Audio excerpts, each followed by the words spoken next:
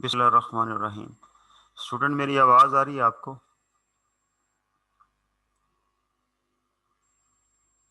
कोई hand raise करके बता दे मुझे।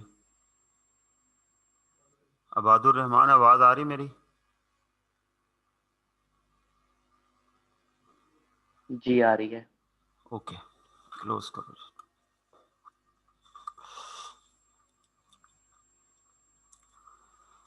अच्छा जी, आज हमने कॉन्ट्रैक्ट लायबिलिटी और कॉन्ट्रैक्ट रिसीवेबल के बारे में डिस्कशन करनी है। ये जो कॉन्ट्रैक्ट लायबिलिटी और कॉन्ट्रैक्ट रिसीवेबल है, ये भी आईएफआरएस के तहत दिया गया एक नया कॉन्सेप्ट है। तो इसमें भी हम डिफरेंट केसेस डिस्कस करेंगे कि उनके अंदर हमने कॉन्ट्रैक्ट एसेट और कॉन्ट्रैक्ट लायबिलिटी किस तरह से रिकग्नाइज करना है। इसमें जो केस ए है वो है कैंसलेबल कॉन्ट्रैक्ट। कैंसलेबल वो कॉन्ट्रैक्ट होते हैं जिसको हम कैंसिल कर सकते हैं। ऑब्वियसली मीनिंग तो यही है।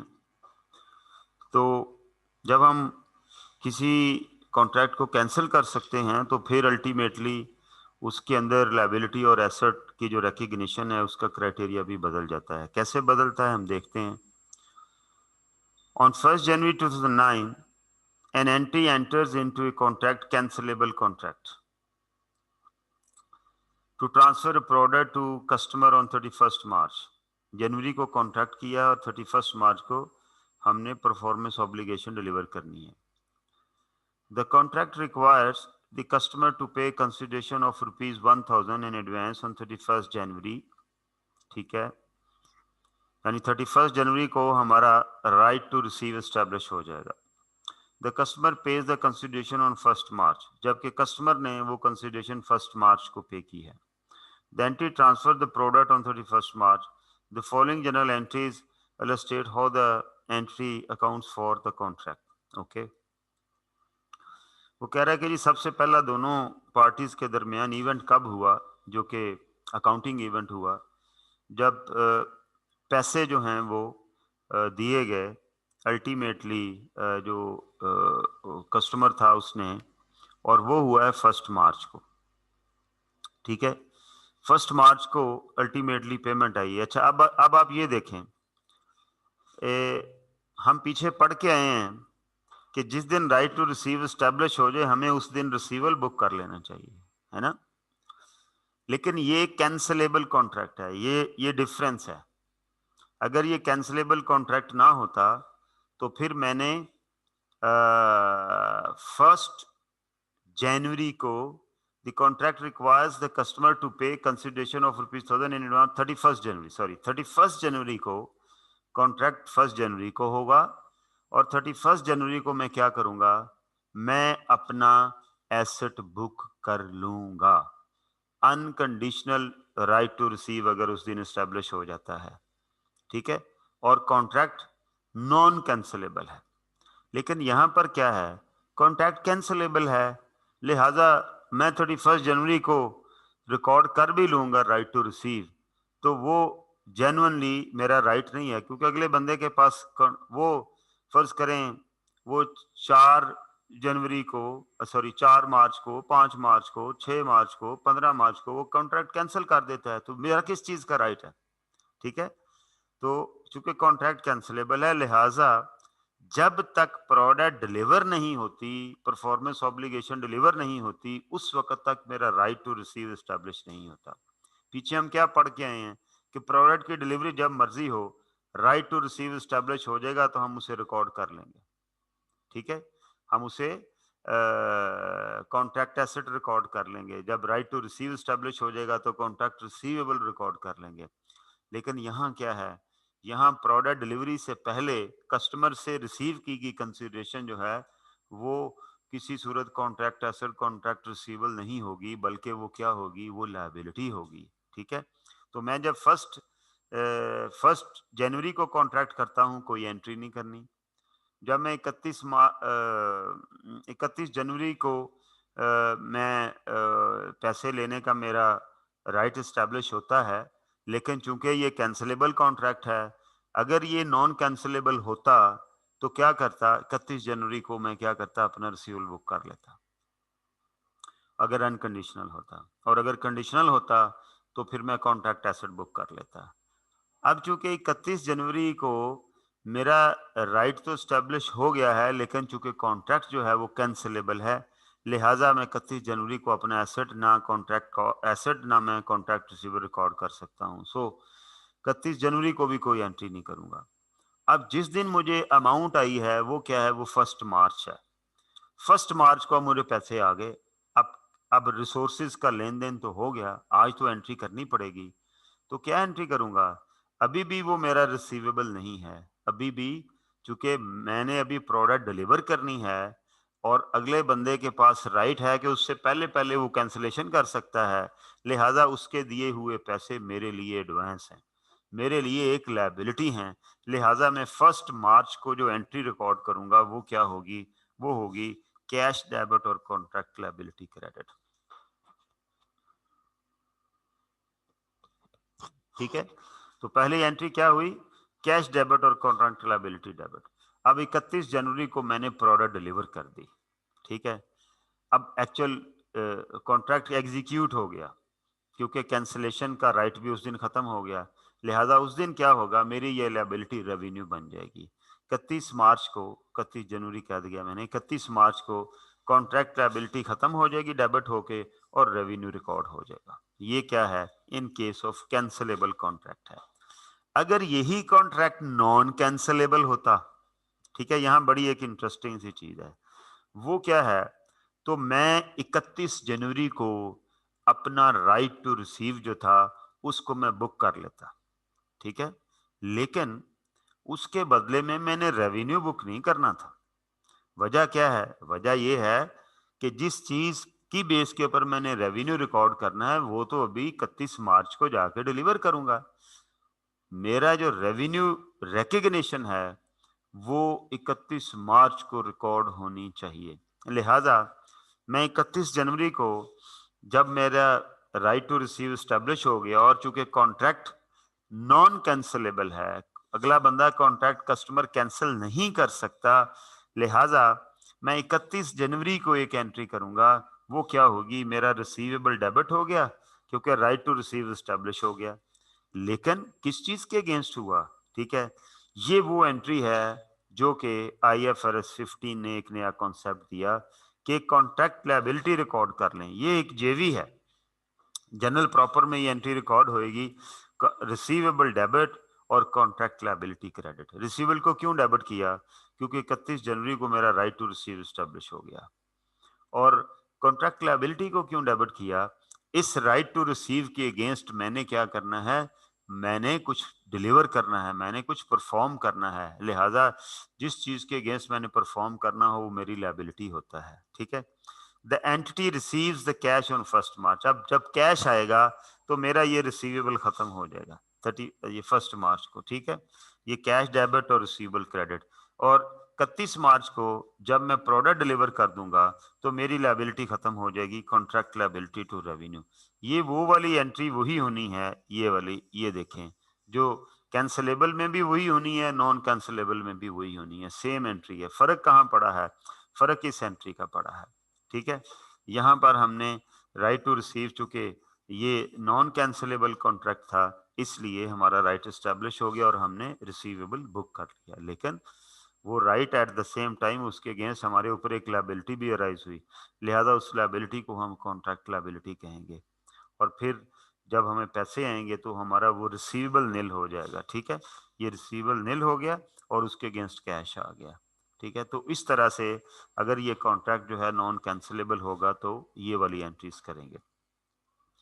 If the entry issued the invoice before 31 जनवरी, हाँ, अगर एंट्री 31 जनवरी से पहले इनवॉइस इशू कर देती है, the due date of the consideration, यानी 31 जनवरी वो डेट थी जिस दिन अगले बंदे ने पैसे देने थे। तो अगर मैं उससे पहले इनवाइस इशू कर देता हूँ, the entry would not present the receivable and the contract liability on a gross basis in the statement of financial position because the entry does not yet have a right of consideration। मैं पहले invoice अगर issue भी कर दूंगा तो मैं उसकी कोई एंट्री नहीं करूंगा। उसकी वजह क्या है कि मेरा राइट टू रिसीव स्टेब्लिश नहीं हुआ। ठीक है, तो मैं एंट्री क्यों करूंगा? ये बंद करो, इसको सर्दी लग जाएगी, एहतियात करो, इन्हीं दिनों में सर्दी लगती है। चलो आगे चलो। अब एक एग्जांपल उसने डिस्कस किया जिसमें contract asset recognize for the entries performance. ठीक है, हमने कॉन्ट्रैक्ट एसेट जो है वो हमने रिकॉर्ड करना है, हमने परफॉर्मेंस डिलीवर कर दी है और अभी हमें पैसे नहीं मिले, तो लिहाजा उसके अंदर भी दो सूरतें हैं। देखें, एक बात ये है, मेरे और आपके दरमियान कॉन्ट्रैक्ट होता है कि जी मैं आपको कोई चीज़ डिलीवर करूंगा, ठीक है, फलां डेट को डिलीवर करूंगा, फर्ज करें 31 जनवरी को डिलीवर करूंगा। कॉन्ट्रैक्ट में ये लिखा हुआ है कि मैं 28 फरवरी तक आपको वो चीज़ वापस कर सकता हूँ। डिलीवर मैंने 31 जनवरी को कर दी, 28 फरवरी तक मैं वो चीज़ आपको वापस कर देता हूँ। 28 फरवरी के बाद आप चीज़ मुझे वापस नहीं कर सकते, ये सिनेरियो है। अब 31 जनवरी को जब मैं प्रोडक्ट आपको डिलीवर करूंगा, ठीक है, जिस दिन मैंने डिलीवर कर दी प्रोडक्ट, तो अल्टीमेटली मेरा एसेट इस्टेब्लिश हो गया। मैं अपना रिसीवल बुक कर सकता हूँ, जो हमारी ओल्ड कन्वेंशनल अकाउंटिंग में उसमें ऐसा ही होता था कि जी चूंकि मैंने प्रोडक्ट दे दिया मैं रिसीवल बुक कर लूंगा। यहाँ ऐसा नहीं होगा। वजह क्या है? वजह यह है कि अगले बंदे के पास 28, आपके पास 28 फरवरी तक चीज़ वापस करने का राइट है। इसका मतलब ये हुआ कि मैं 28 फरवरी तक मेरा जो राइट टू रिसीव है वो कंडीशनल है। मेरा right to receive overall conditional है। वो क्या है कि जी 28 फरवरी को तक अगर आपको पसंद आ गई तो आप रखेंगे, वरना वापस कर देंगे। लिहाजा जिस दिन मैं प्रोडक्ट डिलीवर करूंगा मैं अपना रेवेन्यू रिकॉर्ड कर लूंगा, लेकिन चूंकि मैंने परफॉर्मेंस डिलीवर कर दी है, लेकिन मैं रिसीवल बुक नहीं करूंगा। क्यों नहीं बुक करूंगा रिसीवल? क्योंकि मेरा राइट टू रिसीव एस्टेब्लिश नहीं हुआ, लेकिन मैंने चीज तो दे दी है। तो इसको मैं अपनी बुक्स के अंदर कॉन्ट्रैक्ट एसेट कहता हूं, हम पीछे भी पढ़ के आए हैं। लिहाजा जिस दिन मैंने आपको प्रोडक्ट दी मैं उस दिन एंट्री करूंगा कॉन्ट्रैक्ट एसेट टू रिसीवेबल। 28 फरवरी के बाद क्या होगा कि मैं अल्टीमेटली वो पूरी की पूरी अमाउंट रिकॉग्नाइज कर सकता हूं। ठीक है, मैं कॉन्ट्रैक्ट एसेट क्रेडिट करके रिसीवेबल को डेबिट कर दूंगा, क्योंकि उस दिन अब आपके ऊपर पेमेंट ड्यू हो गई, और जब मुझे पैसे आएंगे मैं कैश को डेबिट करके रिसीवेबल को क्रेडिट कर दूंगा। ठीक है, तो कंडीशन इस शक्ल में लग गई कि 28 फरवरी तक आपके पास राइट है रिटर्न करने का। ठीक है, कंडीशन की बहुत सारी शेप्स हो सकती हैं। इस एग्जांपल के अंदर भी एक कंडीशन लगी हुई है। यहां शायद दो प्रोडक्ट की बात हुई है, जैसे हमने पीछे की थी। On 1st January 2008, an entry enters into a contract to transfer product A and B to customer in exchange for ₹1000 unit। ठीक है, 1 जनवरी को ये कॉन्ट्रैक्ट हुआ, दो प्रोडक्ट ट्रांसफर करनी है ए और बी, ₹1000 उनकी कंसिडरेशन तय हुई। ये हम पीछे भी डिस्कशन करके आए हैं, यहाँ एग्जांपल है, पीछे हम स्टैंडर्ड की डिस्कशन करके आए हैं। The contract require product A to be delivered first and states that the payment of delivery of product A is conditional on the delivery of product B। पीछे भी बात करके हैं कि आपने प्रोडक्ट ए देनी है, लेकिन आपको ए की पेमेंट तब मिलेगी जब आप प्रोडक्ट बी डिलीवर करेंगे तो। ठीक है, इसका मतलब प्रोडक्ट ए की डिलीवरी के ऊपर आपका कोई राइट टू रिसीव एस्टेब्लिश नहीं हुआ है, लेकिन वो कंडीशनल है। कंडीशन क्या है कि प्रोडक्ट बी डिलीवर करें। लिहाजा जिस दिन मैंने प्रोडक्ट ए डिलीवर करनी है मैं एंट्री कर लूंगा, मैं contract asset to revenue entry कर लूंगा। वो प्रोडक्ट ए जो है वो ₹400 की है। और जिस दिन मैं प्रोडक्ट बी डिलीवर करूंगा उस दिन ये कॉन्ट्रैक्ट एसेट मेरा रिसीवेबल बन जाएगा। मैं एंट्री करूंगा रिसीवेबल टू कॉन्ट्रैक्ट एसेट, ठीक है। और बाकी का जो प्रोडक्ट बी जो है उसकी कंसिडरेशन जिस दिन वो डिलीवर करेंगे उसी दिन ड्यू हो जाएगी, तो उसके लिए मैं एंट्री करूंगा रिसीवेबल टू रेवेन्यू। वो एंट्री उस दिन हुई, और जो पहले वाला प्रोडक्ट ए था उसका जो कंडीशनल रिसीवेबल था जिसे मैं कॉन्ट्रैक्ट एसेट बुक कर चुका था वो भी रिसीवेबल में कन्वर्ट हो गया। लिहाजा पहली एंट्री ये हुई contract asset to revenue product A की डिलीवरी के ऊपर, और दूसरी एंट्री ये हुई जब प्रोडक्ट बी डिलीवर हुई, ये 1000 रुपया रिसीवेबल हो गया। इसमें 400 ये है और 600 रुपया जो है वो क्या है, वो प्रोडक्ट बी का रिसीवेबल है, ठीक है। तो ये जो कॉन्ट्रैक्ट एसेट जो था ये नील हो गया 400 से, ये देखें ये और ये, ठीक है। और जो रेवेन्यू था वो 600 का ही बुक होना था, 400 का तो पहले बुक कर चुका हूँ, लिहाजा ये एंट्री हो जाएगी। यहाँ पर भी ये ख्याल रखना है, मतलब वो सिखाना ये चाह रहा है कि जब आपका राइट टू रिसीव कंडीशनल होगा तो जब तक कंडीशन पूरी नहीं होती आपने रिसीवेबल बुक नहीं करना। आप क्या कर सकते हैं, आप कॉन्ट्रैक्ट एसेट बुक कर सकते हैं। आगे चलो। Receivable recognized for the entry's performance. An entry enters into a contract with the customer on 1st January 2009 to transfer product to the customer for rupees 150 per product. If the customer purchases more than 1 million product in a calendar year, the contract indicates that price per unit is respectively, उसकी कीमत कम कर देंगे। ये भी हम पीछे standard की discussion करके आए हैं कि जी अगर आप 1 मिलियन प्रोडक्ट पर एनम खरीद लेंगे इन ए कैलेंडर ईयर तो हम आपकी कीमत 125 कर देंगे। रिट्रोस्पेक्टिवली का मतलब है कि जो आपने पहले खरीदे हुए हैं 150 के हिसाब से उनकी भी कीमत 125 कर देंगे, यानी आपके वो पैसे किसी तरीके से एडजस्ट होंगे। अब देखें कैसे एडजस्ट होने, ये देखिएगा। पीछे पढ़ के आए हम लोग कि वो जो पैसे जब हमें प्रोबेबल होगा कि ऐसा हो जाएगा तो फिर वो जो अमाउंट है उसको हम अपनी जो अल्टीमेटली लायबिलिटी के तौर पर बुक करेंगे, क्योंकि वो पैसे हमें फ्यूचर में एडजस्ट करने हैं। देखिएगा जरा, consideration is due when control of the product transfer to the customer, therefore the entity has an unconditional right to consideration that is receivable for rupees 150 per product until the retrospective price reduction applies after 1 million products are shipped। कहता है जी जो ही आप product deliver करते हैं आपका right to receive जो है वो स्टैब्लिश हो जाता है, जिसे हम रिसीवेबल कहते हैं, ठीक है। तो अल्टीमेटली आपने रिसीवेबल जो है वो बुक कर लिया। अब लेकिन चूंकि यहाँ पर रिसीवेबल कंडीशनल है कि जी ये 150 रुपए तब आपका रिसीवेबल है अगर वो 1 मिलियन से नीचे यूनिट लेता है। अगर 1 मिलियन से ऊपर चला जाता है तो फिर ये 150 आपका रिसीवेबल नहीं है, आपको इसमें से कुछ पैसे उसे वापस करने हैं या फ्यूचर कंसिडरेशन में एडजस्ट करने हैं, ठीक है।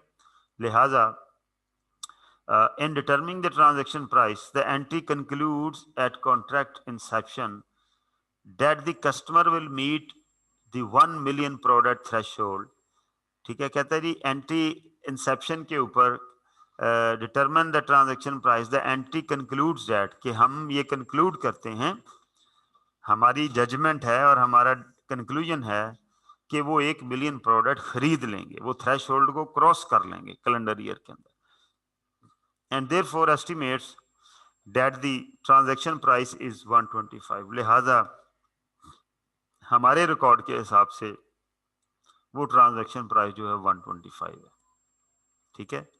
भले अगले ने 150 के हिसाब से ही पैसे दिए हुए हैं, लेकिन मैं इसमें से जो रेवेन्यू है वो 125 ही रिकॉर्ड करूंगा, ठीक है। अब मुझे पैसे मिल गए हैं, रिसीवेबल मिल गया है मुझे, लेकिन मैंने इसके अंदर से अपना जो रिकॉर्ड करना है रेवेन्यू वो 125 ही करना है। तो मैं क्या करूंगा, वो कह रहा है जी कि and therefore estimates that transaction price is 1 पर consequently upon the first shipment to the customer of 100 products the entity recognise the following. आपने उन्हें 100 प्रोडक्ट्स भेजी, उन 100 प्रोडक्ट की प्राइस जो है जो कस्टमर को पता है, इसकी फिर कैलिब्रेशन खराब हुई है, 150 हुई है, ठीक है जी। तो ये कितनी बन जाएगी, ये हो जाएगी 15,000, ठीक है। अब 15,000 का मेरा राइट टू रिसीव एस्टेब्लिश हो गया, ठीक है, कंडीशन कोई नहीं है, रिसीवेबल के ऊपर कोई कंडीशन नहीं है, ठीक है, लेकिन मैंने रेवेन्यू कितना रिकॉग्नाइज करना है, मैंने रेवेन्यू 125 के हिसाब से रिकॉर्ड करना है, ठीक है, वो कितना बनता है 12,500, ये रिकॉर्ड करना है, ठीक है, लिहाजा 12,500 का रेवेन्यू रिकॉर्ड हो गया, ये देखें ये, और वो जो बाकी पैसे हैं वो भाई मेरे लिए लायबिलिटी हैं, आप यूं समझ लें हमने वापस करने हैं, समझ लें वापस नहीं करने, समझ लें कि वापस करने हैं, इस आपको लायबिलिटी क्यों रिकॉग्नाइज कर रहे हैं, क्योंकि इन्होंने फ्यूचर प्राइस में एडजस्ट होना है, ये अगले बंदे का मेरे पास डिपॉजिट आ गया भाई, जब वो हमें श्योर है कि उसने 1 मिलियन प्रोडक्ट से ऊपर ले लेनी है, तो फिर ये एक्स्ट्रा पैसे हर प्रोडक्ट के साथ जो 25 रुपए आ रहे हैं ये अगले बंदे का डिपॉजिट है, तो 100 इंटू 25 वो कितना बना 2500, ठीक है, तो ये जो 100 इंटू 25 ये कितना बना हमारा, ये बना 2500, तो ये जो 2500 है ये मैं अपनी लायबिलिटी बुक करूंगा, ये देखिए रिफंड लायबिलिटी, जिसे कॉन्ट्रैक्ट लायबिलिटी भी कहेंगे, ठीक है, तो और ये लायबिलिटी की नेचर क्या है, रिफंड लायबिलिटी है कि हमने पैसे वापस करने हैं, ओके, ₹150 पर product and rupees transaction price, ठीक है, उसने वही बताई हुई है कि जी हमने ये जो ऊपर मैंने वर्किंग की वो उसने ये बताई हुई है, द रिफंड लायबिलिटी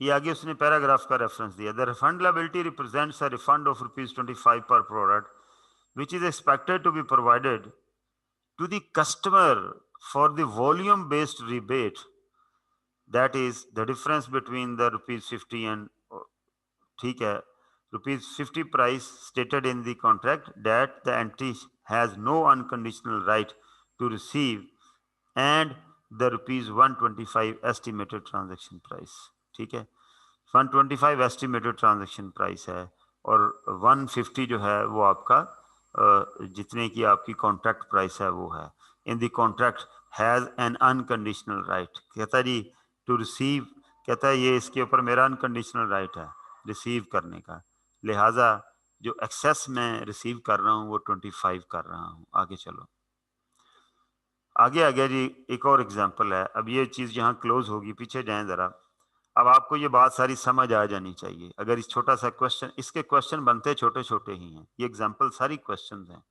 ठीक है, तो हमें ये पता होना चाहिए कि हमने उसके अंदर वो लिखेगा कि एंटिटी जो है उसके पास रीजनेबल एस्टिमेट है, उसके पास दे कंक्लूडेड दैट, इस तरह का सेंटेंस लिखा हुआ होगा that the customer will cross the threshold, तो फिर ऐसे करना है, और अगर ये लिखा हुआ होता कि entity has reasonable basis to believe that the customer will not cross the threshold, तो फिर क्या करना है, फिर हमने सारे के सारे को रेवेन्यू और रिसीवेबल ट्रीट कर लेना है, फिर क्योंकि वो थ्रेशोल्ड क्रॉस नहीं करेगा लिहाजा हम अपनी लायबिलिटी रिकॉग्नाइज नहीं करेंगे, आगे चलो,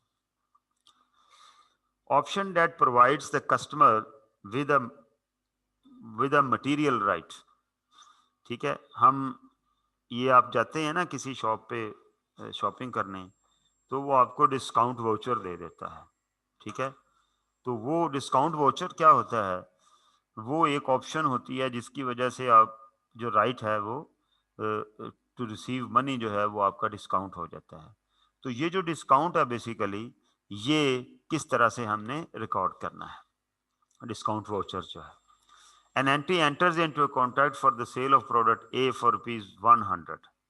As part of the contract, the entity gives the customer a 40% discount voucher for any further purchase up to ₹100 in next 30 days.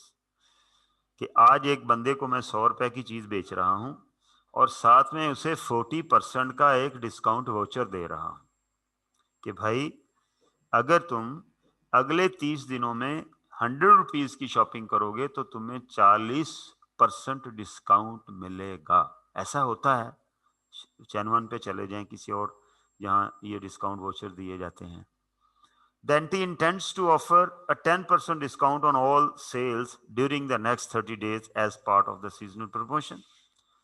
लेकिन एंटी जो है अगले 30 दिनों में तमाम प्रोडक्ट के ऊपर 10% डिस्काउंट देगी, सीजनल प्रमोशन, ये जो सेल वेल लगती है उसके लिए, ठीक है। The 10% discount can not be use in addition to 40% discount. इसका मतलब वो ये कह रहा है कि अगर आपके पास 40% डिस्काउंट वोचर है तो जो डिस्काउंट सीजनल डिस्काउंट है वो आपको नहीं मिलेगा। यानी दोनों डिस्काउंट ज़ाहिर है, आप दोनों में से जो बड़ा डिस्काउंट, दोनों में से एक डिस्काउंट अवेल करना है यूं कह लें, और लॉजिकली कौन सा डिस्काउंट अवेल किया जाएगा, जो बड़ा होगा। लिहाजा वो ये लिख रहा है कि अगर आपने 40% डिस्काउंट अवेल करना है, हाँ अगर कोई बेवकूफ ऐसा है कि वो 40% नहीं अवेल करता डिस्काउंट वोचर तो वो 10% ले ले, लेकिन कंसिडरिंग इट नॉन रैशनल, जो रैशनल अंडरस्टैंडिंग है वो क्या है, वो ये है कि अल्टीमेटली जो है वो 40% डिस्काउंट वाला बंदा 10% डिस्काउंट सेक्रीफाइस करेगा, यानी वो उसके उसी 40% के अंदर समझ लें कि बिल्ट इन हो जाएगा, ठीक है। Because all customer will receive a 10% discount on purchases during the next 30 days, the only discount that provides the customer with the material right is discount that is incremental to 10%, that is 30%। क्योंकि तमाम के तमाम जो लोग हैं उनको हमने 10% discount तो देना ही देना है, लेकिन वो जो ऊपर जिसका जिक्र हम कर रहे हैं मटेरियल राइट जो डिस्काउंट का स्पेशली इस कॉन्ट्रैक्ट की वजह से हमने किसी कस्टमर को दिया है, वो मटेरियल राइट जो है वो फिर कितने का रह गया, वो 40 का नहीं रह गया, वो 30 का रह गया। 10% डिस्काउंट तो हर एक को मिलना ही मिलना है। Okay, to estimate the stand alone price, okay, the entry accounts for the promise to provide the incremental discount as a performance obligation in contract for the sale of product A। कहते हैं जी the entry accounts for the promise to provide incremental, ये जो 30% का discount है ना, ये भी एक परफॉर्मेंस ऑब्लिगेशन है।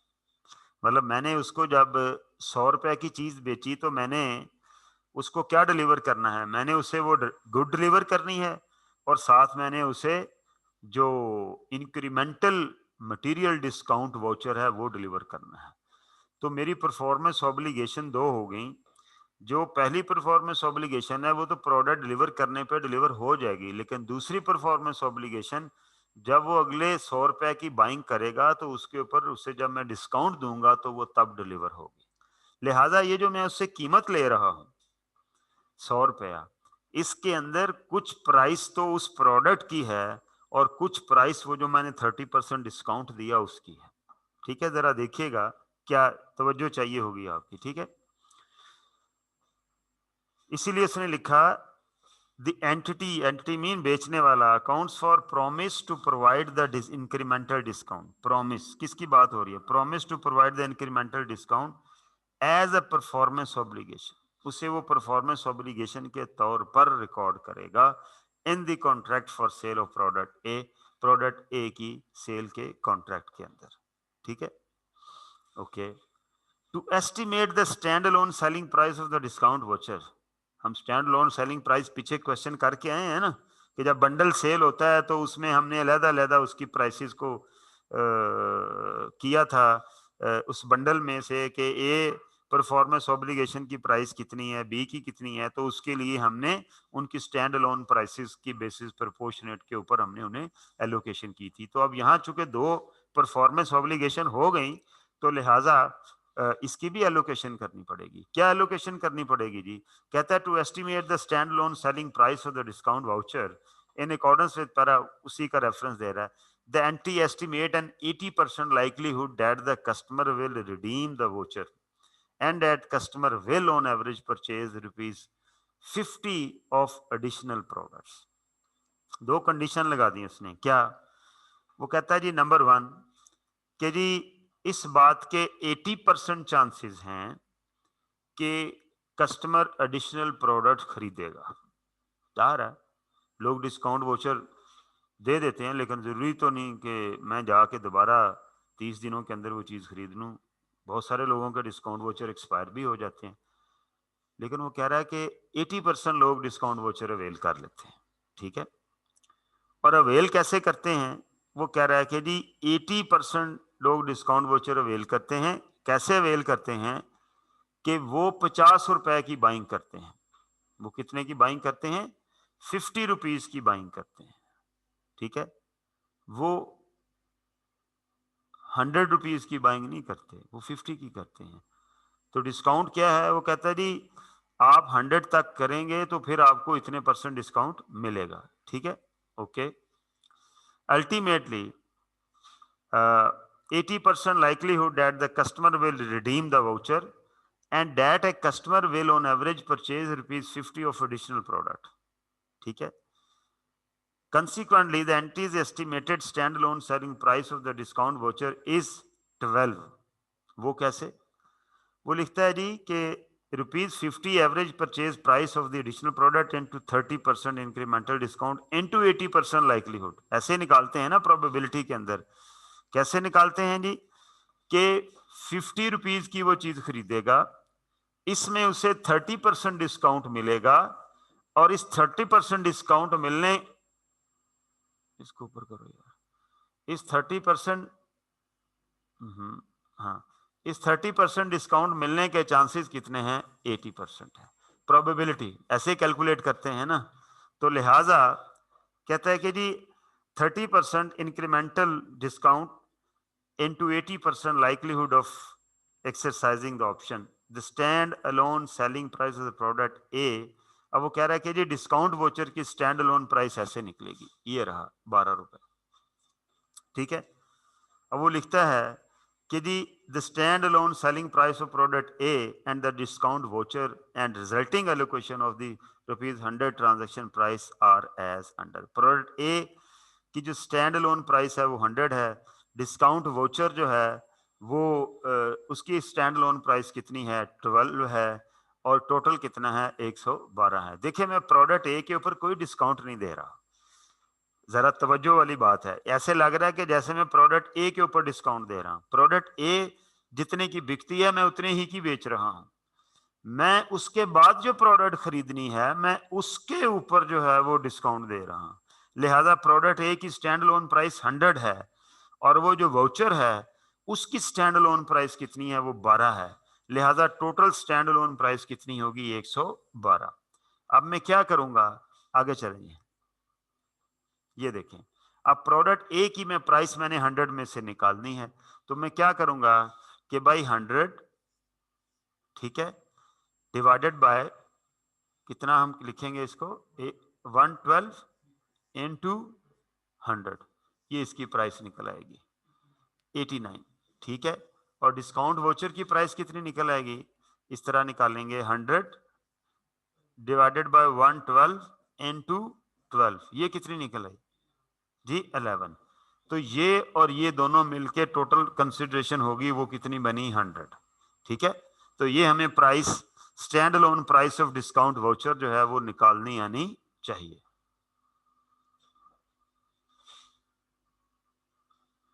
स्टैंड अलोन प्राइस जो है वो डिस्काउंट वाउचर की मुझे निकालनी आनी चाहिए। ठीक है, देंटी एलोकेट्स 89 टू प्रोडक्ट ए। जब वो 100 रुपया लेगा तो वो क्या करेगा? 89 प्रोडक्ट ए का रेवेन्यू ट्रीट करेगा। ठीक है, देखिएगा जरा। The entity allocates ₹89 to product A and recognizes revenue of product A when control transfer. The entity allocates ₹11 to discount voucher and recognize revenue for the voucher when the customer redeem it for goods और services और when it expires. ठीक है, जब वो goods और services deliver करेगा तब, या जब वो एक्सपायर हो जाएगा। इसका मतलब है कि अगले बंदे ने डिस्काउंट वोचर अवेल नहीं किया जिसको आपने 11 का रेवेन्यू एलोकेट किया था, अब वो आपका रेवेन्यू बन जाएगा। आगे चलें, जरा पीछे जाएं, इस बात को थोड़ा एलेबोरेट करना जरूरी है। इसका मतलब वो क्या कह रहा है? मतलब वो ये कह रहा है कि ये जो हमने डिस्काउंट वोचर अवेल कर रहे हैं इसकी भी कंसिडरेशन है जो दे रहे हैं कस्टमर को, और वो क्या है? 11 है।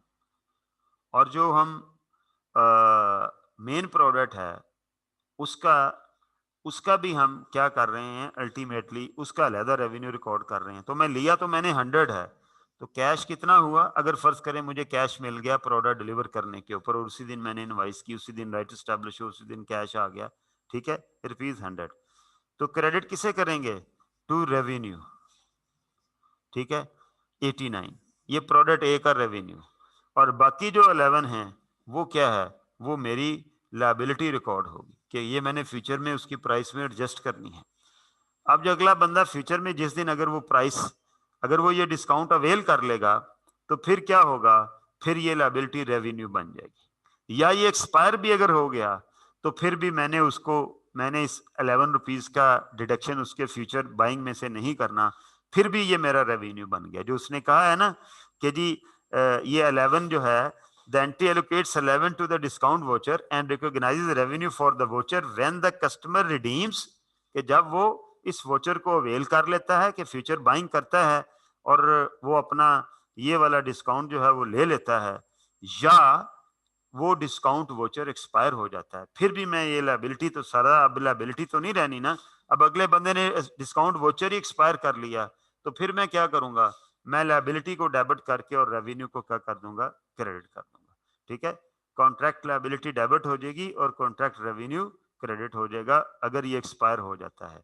और अगर ये एक्सपायर नहीं होता, वो बंदा अवेल कर लेता है, तब भी ये 11 जो है इसने रेवेन्यू रिकॉग्नाइज हो जाना, क्योंकि अगली प्रोडक्ट के रेवेन्यू के अंदर ये प्राइस एडजस्टमेंट हो जानी। ठीक है, तो मेरे लिए रेवेन्यू कितना रिकॉर्ड होगा, जितना मैंने पहला जो प्रोडक्ट की पेमेंट करनी है वो, प्लस ये जो 11 है ये उस प्रोडक्ट की के रेवेन्यू देने वाला पैसे कम देगा, लेकिन मेरी किताबों में रेवेन्यू ज्यादा रिकॉर्ड होगा, क्योंकि ये भी रेवेन्यू बनेगा और वो जो नई प्रोडक्ट के पैसे देगा वो तो रेवेन्यू होना ही होना है। आगे चले,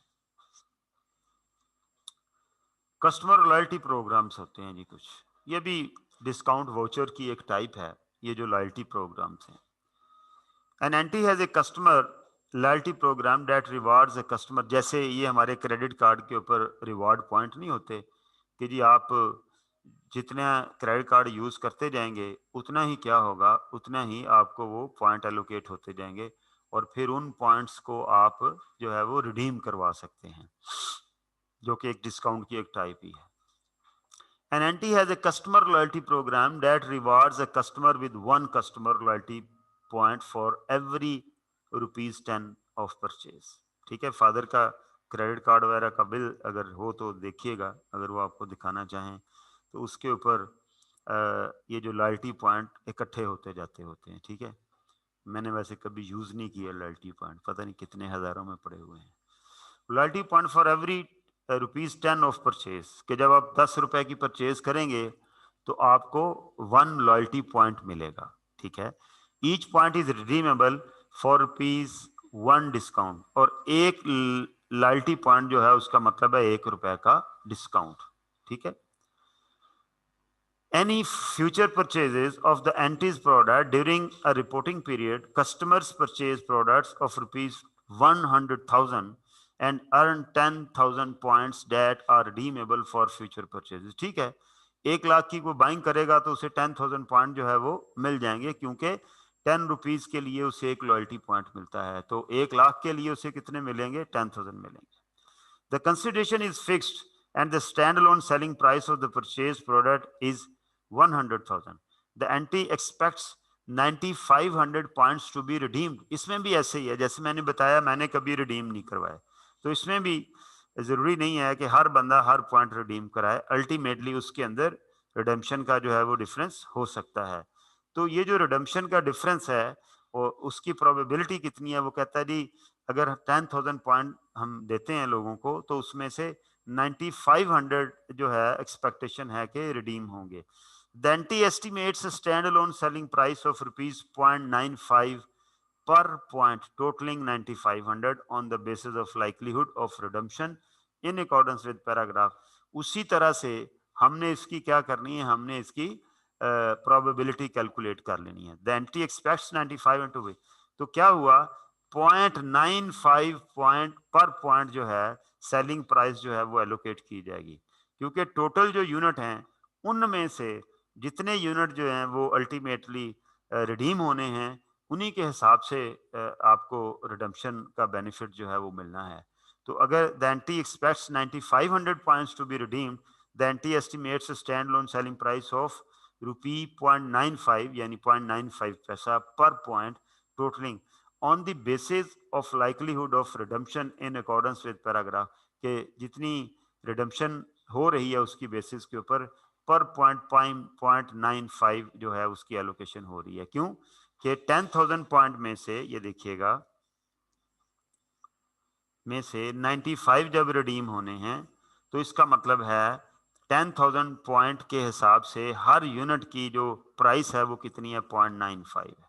ठीक है, यानी 95 आउट ऑफ 10,000 तो उसका क्या बना 0.95 जो हर रिडीमेबल यूनिट है ये वाला। ठीक है, 10,000 के अंदर हर जो यूनिट है वो 0.95 के बराबर जो है वो रिडीम होगा। ठीक है, okay. The points provide a material right to customer that they would not receive without entering into a contract. Material right है लेकिन वो कॉन्ट्रैक्ट में एंटर होने के बाद रिसीव कर सकते हैं, वैसे नहीं। Consequently, the NT concludes that the promise to provide points to the customer is a performance obligation. जैसे वो डिस्काउंट वोचर जो था वो एक परफॉर्मेंस ऑब्लिगेशन थी, इसी तरह बिल्कुल उसी तरह ये जो लॉयल्टी पॉइंट है ये भी एक परफॉर्मेंस ऑब्लिगेशन है जो कि आपने अगले बंदे को इसके बराबर डिस्काउंट देना है। ठीक है, consequently the NT concludes that the promise to provide points to the customer is a performance obligation. The NT allocates the transaction price, 1 lakh की जो ट्रांजैक्शन प्राइस है उसके अंदर वो कहता है कि जी कुछ लॉयल्टी पॉइंट्स की वैल्यू हम उनसे ले रहे हैं, मैं उसे 1 लाख क्यों दे रहा हूं, क्योंकि उसके अंदर कुछ लॉयल्टी पॉइंट्स हैं, मैं उनकी वैल्यू भी उससे ले रहा हूं और बाकी जो है अल्टीमेटली मैंने प्रोडक्ट की वैल्यू तो लेनी ही लेनी है। ठीक है, तो इसको कैसे एलोकेशन करेंगे, वो कहता है जी 1 लाख, उसकी स्टैंड अलोन सेलिंग प्राइस कितनी है, वो कहता है जी 1 लाख। ठीक है, और टोटल जो लॉयल्टी पॉइंट है उसकी स्टैंड अलोन प्राइस कितनी है, वो 9500 है। ठीक है, 1 लाख किसकी है, उस प्रोडक्ट की है 1 लाख, और 9500 किसकी है, ये उन लॉयल्टी जितनी प्रोबेबिलिटी है वही लेने हैं ना। तो ये कितना बना 1,09,500। तो अब मैं ये जो 1 लाख रुपए की चीज बेच रहा हूं इसमें प्रोडक्ट की प्राइस कितनी है और लॉयल्टी पॉइंट की प्राइस कितनी है, उनकी स्टैंड अलोन प्राइसेस तो ये हैं 1 लाख और 9500। तो वो कैसे कैलकुलेट करेंगे, देखें हमने 1 लाख में से कैलकुलेशन करनी है, टोटल कॉम्बिनेशन कितना है इनका 1,09,500 मल्टीप्लाइड बाय 1 लाख, ये स्टैंड अलोन प्राइस निकलाई प्रोडक्ट की, और कितनी 91,324 91,324। ठीक है जी, और उसकी लॉयल्टी पॉइंट की स्टैंड अलोन प्राइस कैसे निकली 9500। ठीक है, डिवाइडेड बाय 109,500 into 100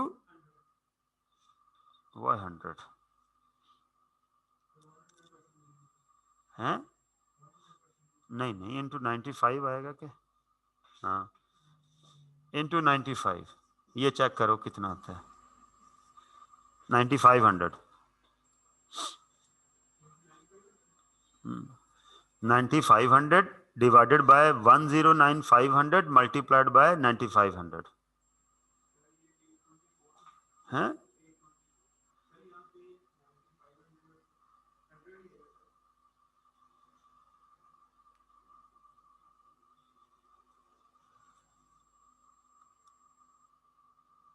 नहीं एक लॉयल्टी पॉइंट 1 रुपए का है ना, हाँ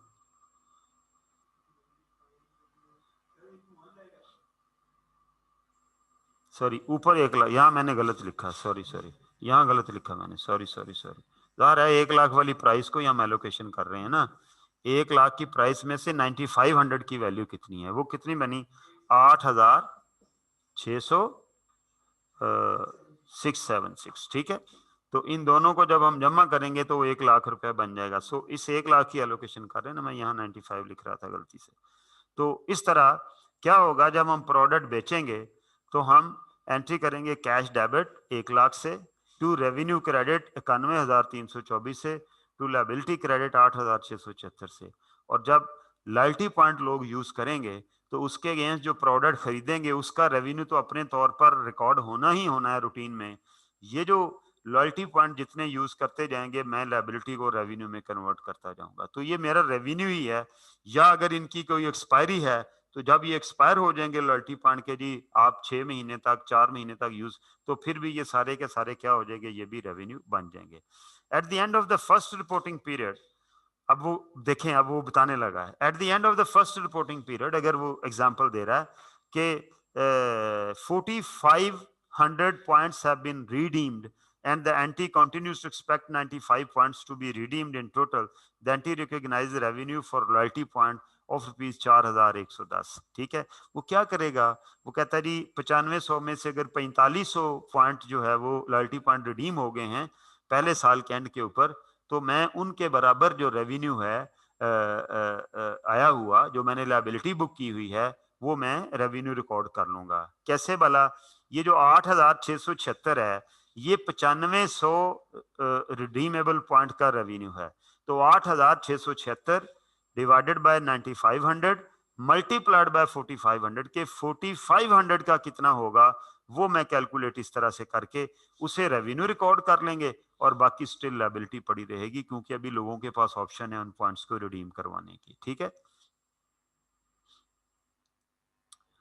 ओके, तो ये उसने कैलकुलेशन की हुई है। The entry recognises revenue for a loyalty point of rupees 411। ये 4110 कैसे कैलकुलेट हुआ, मैंने बताया कि 8676 की लायबिलिटी बुक हुई हुई है अगेंस्ट 9500 लॉयल्टी पॉइंट। तो अगर 4500 इस साल में अवेल कर लिए गए हैं तो इनका रेवेन्यू कितना बना, चेक करो जी कितना जी। हाँ 4110 इसने जरा थोड़ा देसी तरीके से कर लेंगे ना इसको, डिवीजन और मल्टीप्लिकेशन करके, तो आपके लिए जबरदस्त रह जाएगा काम। वो आगे उसने जो किया हुआ है तो वो थोड़ा जाहिर है अपने हिसाब से वो करता है। तो क्या करेंगे कि जी उसने रेवेन्यू रिकॉग्नाइज कर लेंगे कितने का, 4110 का। ठीक है, and recognising a contract liability और 4566। ठीक है, पहले सारी लायबिलिटी रिकॉग्नाइज हुई हुई है, जितने रिडीमेबल पॉइंट रिडीम होते जाएंगे उतना रेवेन्यू रिकॉर्ड करते जाएंगे, और बाकी जो है अनरिडीम पॉइंट्स के लिए आप लायबिलिटी रिकॉग्नाइज करते जाएंगे। चलो जी आगे।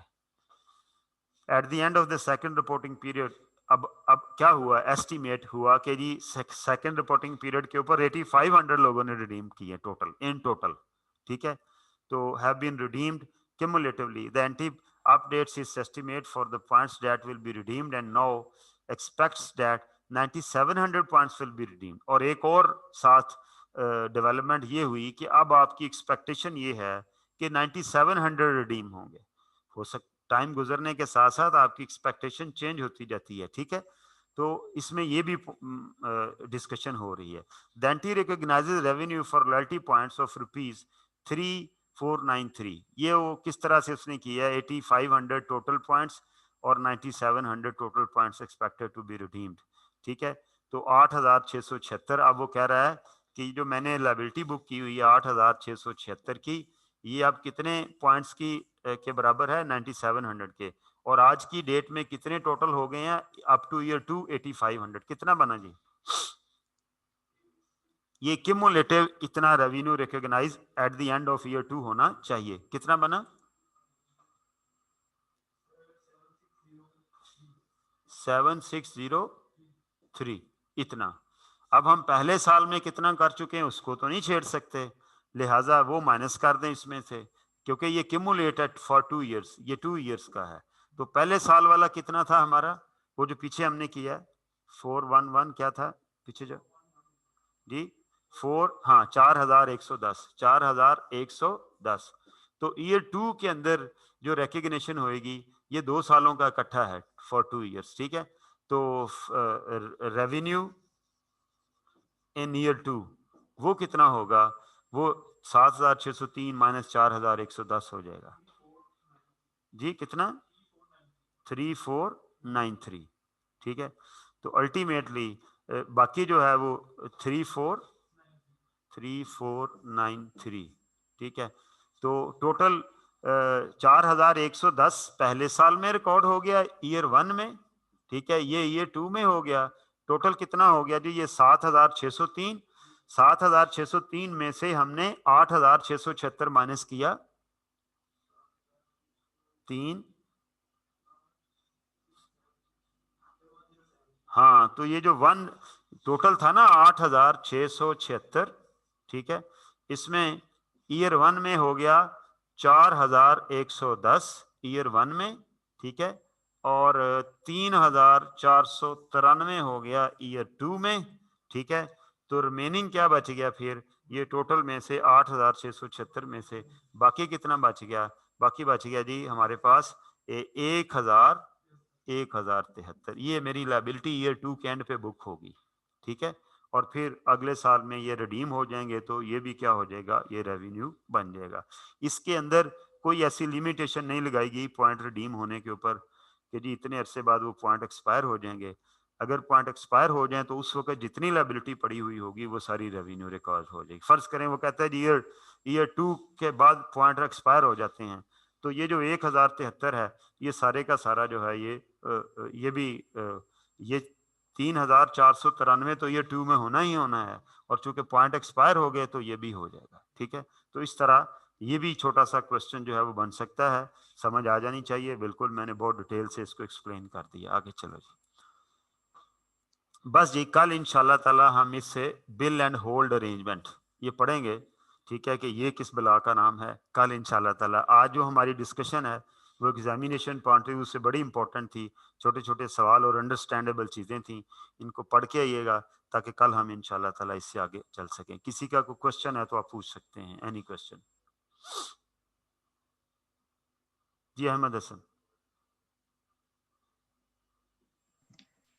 अस्सलाम वालेकुम सर। वालेकुम अस्सलाम। सर इस क्वेश्चन में जो हमने अभी पढ़ा है, अगर वो कहता है कि पीरियड सेकंड पीरियड के एंड पे एक्सपायर हो जाएगा, हाँ तो तो फिर हम लेकिन वो और कैलकुलेशन किए बगैर सारा हाँ बिल्कुल, लेकिन सारे लेकिन एक और भी बात है ना, उसने एस्टिमेट भी चेंज किया, उस एस्टिमेट चेंज का इम्पैक्ट आना था, ठीक है। बल्कि ये सारी calculation, you are absolutely right, आपने सारी कैलकुलेशन किए बगैर आपने करना था कि जी जो टोटल है 8,676 माइनस जो पहले साल में हो चुका है 4,110, बाकी सारा ईयर 2 में इनकम बुक हो जाएगा। बिल्कुल सही कह रहे हैं आप। ना ठीक है सर। ना एस्टीमेट चेंज होने का कोई इम्पैक्ट आना था, ना वो पॉइंट की रिडम्पशन का कोई इम्पैक्ट आना था, क्योंकि वो दूसरे साल में सब कुछ एक्सपायर हो जाना था। तो जो पहले साल में हो चुका, बाकी सारा इस साल में कर देंगे। लेकिन अगर 3 साल में जाता तो फिर ये दूसरे साल की सारी कैलकुलेशन ऐसे ही होनी थी, ठीक है। Okay sir, thank you. Thank you जी, गॉड ब्लेस यू ऑल। कल इंशाल्लाह इससे आगे चलेंगे।